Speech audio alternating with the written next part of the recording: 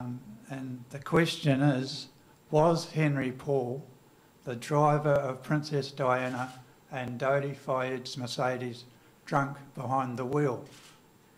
In this connection, there's three main sources of evidence. Firstly, there's the eyewitness evidence from the people that were in the Ritz Hotel just prior to the departure of the Mercedes, and those people who were talking to Henri Paul before he left and saw him, they were cross-examined at the inquest, and one after another these witnesses said that Henri Paul was sober. The second source of evidence is from the CCTV footage that is also from inside the Ritz Hotel prior to the departure of the Mercedes. Now, the CCTV shows Henri Paul walking around the hotel, climbing up and down stairs, and at one stage he crouches to retie his shoelaces, and he does this with total ease. And the CCTV shows that also that Henri Paul was sober. Now, the third source of evidence is from the autopsy that was conducted about 8 hours after the crash. Now, the blood test results from that autopsy revealed that Henri Paul was above 3 times over the French blood alcohol concentration limit. So we have a driver who is sober inside the Ritz Hotel. He gets into the Mercedes and drives 5 minutes down the road and is drunk in the Elmer Tunnel. So why is there such a conflict in this evidence? There were 2 central witnesses to the autopsy that took place. There was Professor Dominique Lecomte, who conducted the autopsy, and there's Dr. Gilbert Pepin, who tested the blood samples from that autopsy. Both of those witnesses refused to appear at the London inquest. But there were police statements for both of those witnesses. Now, those statements are going to be handed out to you in the document package that's going to be given shortly. But Lord Justice Scott Baker, who was the judge at that inquest, had those police statements from those 2 crucial witnesses. They were not read out to the jury. The jury were expected to make a judgment on whether Henri Paul was drunk without the most important witness evidence relating to that subject, that of Professor Lecomte and Dr. Gilbert Pepin. And as a result, I suggest that the jury had actually no hope of achieving a informed verdict in this case. The jury did hear that Henri Paul's blood test results showed a blood alcohol concentration of 1.74. The question is, how do you get a sober driver to register a blood alcohol concentration of 1.74?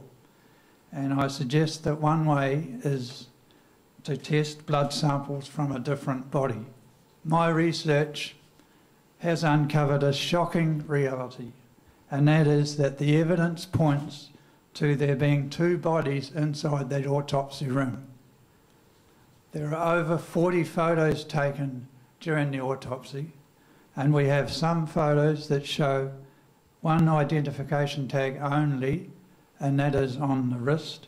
And then we have a different lot of photos from the same autopsy that show one identification tag only, but it's not on the wrist, it's on the ankle. There are also photos that show 2 full blood sample bottles sitting right near the body. In the same photo, the body is laid out on the bench but the body has not been opened. So we've got two full blood sample bottles, the body unopened in the same photo, and the chest from where the blood samples are meant to have been taken from has not been opened. We also have one witness who stated that the body came out of the fridge, and we have another witness who was a witness to the same autopsy who said that the body never went into the fridge before the autopsy. We also have documentary evidence, and at this stage we'll hand out the document package. Documents you have in your hand were not shown to the jury, including those statements. They were not shown to the jury at the inquest. Now, if we just go to pages 8 to 9, you'll notice that there's two sample forms. Now, both of these sample forms claim to be from the Henri Paul autopsy. Now, there should only be one form. If you look at the forms on the left-hand side, the sample quantities that are shown are completely different in each form. Okay, so there's an issue there. There's two forms there for the same autopsy. Now, if you take there are forms that show two sets of body measurements for the same autopsy. Okay, on page 12, that's the receipt of cadaver form for the autopsy, and down the bottom there, the height shown is 1.72 metres and the weight is 73 kilograms. Now, those measurements are not the measurements of Henri Paul.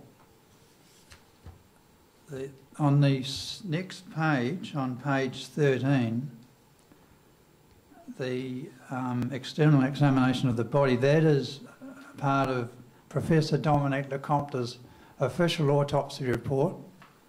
And up the top there, height of 1.72 metre and weight of 73 kilograms. Now again, those are not Henri Paul's measurements. Now on the next page, we have the diagram of the body, and down the bottom there, this diagram is part of the same autopsy document that Professor Lecomte drew up. Down the bottom there, the weight is 76 kilograms. That is the correct weight for Henri Paul. And on the next page, which is page 15, we have the police report for the same autopsy. Now, about a third of the way down, the measurements from the police report are 1.67 metres and 76 kilograms. Now, those measurements are Henri Paul's measurements on the police report.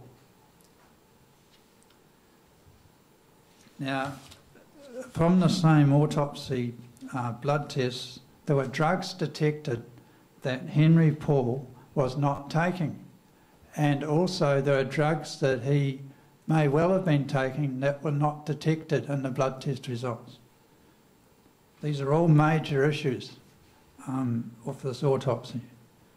The blood test results show an elevated carbon monoxide level of 20.7%. Now, at the inquest, the experts said that a person who had a carbon monoxide level of 20.7% would not be able to walk around.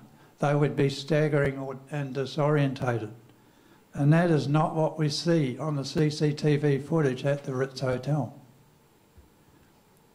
And likewise, the blood alcohol concentration level shows 1.74, which again does not reflect someone walking in the way that Henri Paul was inside the hotel. So all of this evidence points to there being two lots of blood samples from this autopsy. One lot that was blood alcohol concentration tested, and those samples came from the other body. The other lot of samples were subjected to DNA testing later on, and those samples came from Henri Paul.